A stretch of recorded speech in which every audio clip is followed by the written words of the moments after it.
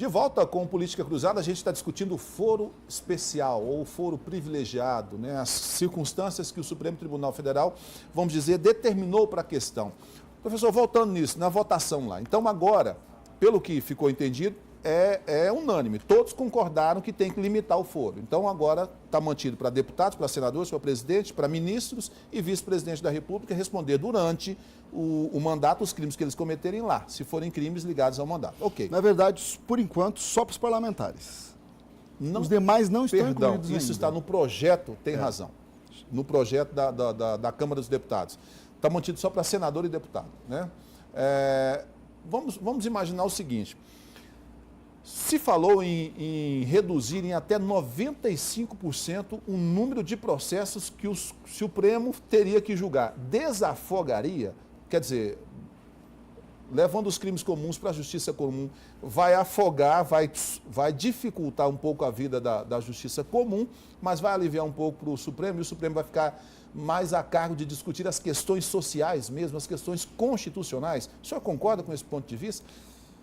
Para traduzir bem para a população? Em parte. Em parte? Em parte. Por quê? Explica para mim. Comecemos pelo seguinte. O número de processos que existem junto ao Supremo, assim como existem em relação ao STJ, ao Tribunal de Justiça de Minas Gerais, a nossa realidade mais próxima aqui, não é um número insignificante, de fato. Toma, de fato, um tempo razoavelmente importante dos tribunais para julgamento dessas pessoas. Mas não é isto que determina a lentidão que eventualmente acontece no trâmite dos demais processos que estão junto ao Supremo Tribunal Federal, ao Superior Tribunal de Justiça, aos tribunais regionais federais e aos tribunais de justiça estaduais. Existem questões muito mais complexas que envolvem isso, que não simplesmente essas questões ligadas à prerrogativa de função e foro especial.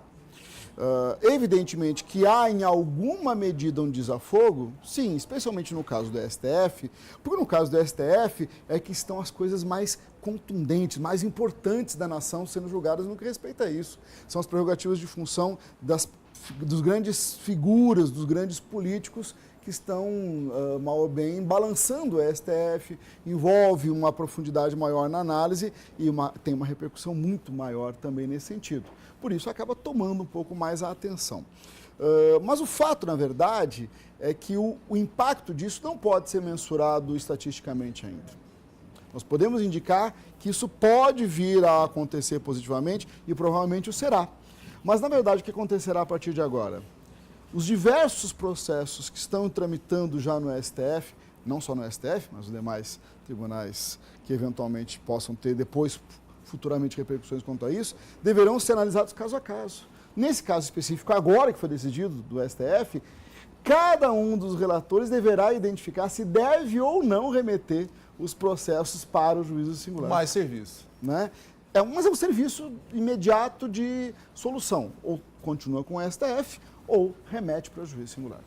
Professor, tem uma outra questão que também finalizou na última segunda-feira, da semana que passou, que foi uma consulta pública para a criação do Sistema Nacional de Combate à Corrupção e Controle Social.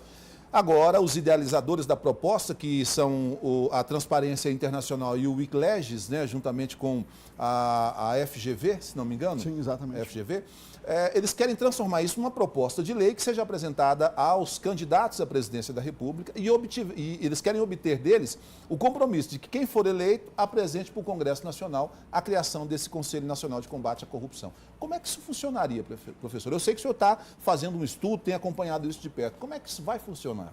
Bom, na verdade, a proposta é uma proposta bastante complexa, porque ela envolve, além do Conselho Nacional, ainda outras medidas e outras alterações legislativas voltadas a pensar um sistema nacional que envolva esses controles. A ideia é interessante porque, pelo menos, pauta uma discussão em torno de uma busca de solução. Atualmente, o que nós temos já conversamos sobre isso em outro momento, é uma legislação absolutamente fragmentada, algo totalmente picado, algo que não se comunica adequadamente para poder combater. É mais ou menos, para o telespectador entender, aquele indivíduo que pretende fazer um bom churrasco no final de semana, tem as diversas carnes e cada uma tem um ponto, mas ela coloca tudo ao mesmo, ele coloca todas as carnes ao mesmo tempo, com a mesma quantidade de sal, o mesmo tempero e na mesma distância do fogo. Evidentemente que o produto não vai sair bom. Nós temos que ter cada coisa no seu lugar e pensada ao seu tempo e sistematicamente para funcionar. E atualmente as coisas não são assim. É isso que E isso se pode ser propõe. uma pauta boa. No mínimo, nós vamos ter nessa linha, em tese, os candidatos à presidência tendo que se colocar em discussão. comprometer, né? Se Porque hoje colocar ninguém- em discussão. Porque à medida que o indivíduo venha dizer, olha, assumo isso, eu não assumo isso, ele próprio está se colocando em discussão para aquele seu eleitor dizer, opa, esse candidato se compromete ou não se compromete com essas questões. Se ele não se compromete a combater a corrupção, não serve para mim. Seria Claro, mais ou menos isso. automaticamente ele não é um indivíduo que eu posso confiar. No mínimo, a discussão sobre isso Agora, é interessante. em cima disso aqui, seria então, uma vez aprovado pelo Congresso, aí o governo teria que criar essas instâncias em nível federal, em nível estadual e em nível municipal. Lá no federal, fala-se em 21 pessoas representando, 9 indicadas pelo governo, 12 indicadas pela sociedade. Aí vem empresários, vem profissionais liberais, gente da sociedade, né, de modo geral. No Estado não se fala a quantidade, teria que se regulamentar. No município não se fala a quantidade. Mas sempre lembrando que uma quantidade maior de pessoas da sociedade civil do que necessariamente indicadas pelo governo. O que essas pessoas fariam? De que forma elas controlariam isso, fiscalizariam? Bom, não existe ainda uma determinação absoluta do que seria feito por cada um desses conselhos. A lógica, no entanto, é que os conselhos, em termos gerais, estabeleçam as diretrizes específicas para prevenção, controle e combate à corrupção. Né? E isso, evidentemente, levando em consideração uma série de aspectos, por exemplo, a questão dos municípios, os conselhos municipais. Os conselhos, as atividades deles para municípios como Belo Horizonte, que é muito grande, Uberlândia, município médio para grande, e municípios menores como Tupaciguara, como o Prata, enfim, tem que ser pensados esses conselhos e as suas atividades na magnitude dos municípios em que estarão atuando.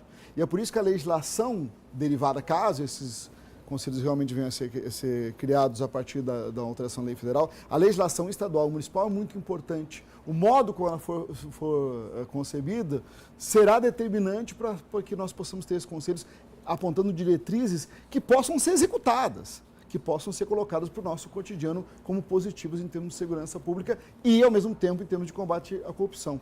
E essas pessoas têm de ser atuantes, têm que ter firmeza no que vão dizer para não serem intimidadas por um prefeito, por um governador, até o presidente da República. Sem dúvida nenhuma, sem dúvida nenhuma. Mas aí uma ou duas vozes dissonantes que sejam num conselho desses já é o bastante para que nós possamos ter a repercussão necessária e evitar esse tipo de pressão. Alguém que discordando lá, mas não sendo ouvido lá dentro, pode ser ouvido aqui fora Claro. pela imprensa. Olha, Exatamente. lá eu discordo disso, disso e disso, vai repercutir Exatamente. e aí o governo, teoricamente, vai ter que mudar de pensamento. Exatamente. Uma licitação, vamos dizer, que está com um valor 10, 20, 30% acima do aceito como o ideal, isso ficaria mais fácil para a população saber, porque esse tipo de conselho ficaria de cima para fiscalizar. Exatamente, teria essa possibilidade.